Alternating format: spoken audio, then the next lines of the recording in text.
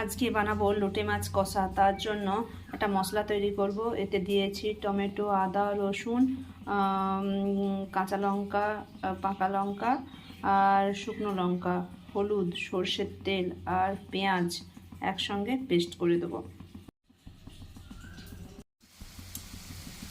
কড়াইয়ে সর্ষের তেল গরম করে এতে মশলার পেস্টটা দিয়ে দিয়েছি। এর সাথে ভাজা মশলা দিয়েছি, হলুদ আর একটু দিয়ে দিয়েছি আর কাশ্মীরি লঙ্কা দিয়ে ভালো করে এটা কষিয়ে নেব।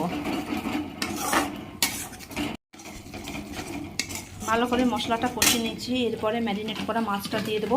এখানে ম্যারিনেট করেছি মাছটা নুন, হলুদ, সর্ষের তেল আর কাশ্মীরি লঙ্কার গুঁড়ো দিয়ে আধ ঘন্টা এটা ম্যারিনেট করে রেখেছিলাম। ম্যারিনেট করা মাছটা দিয়ে একটু নেড়ে নেব। নেড়ে নিয়ে এতে একটু জল দিয়ে দেবো। জল দিয়ে 3 থেকে 4 মিনিট ফুল আঁচে এটা ফুটতে দেবো।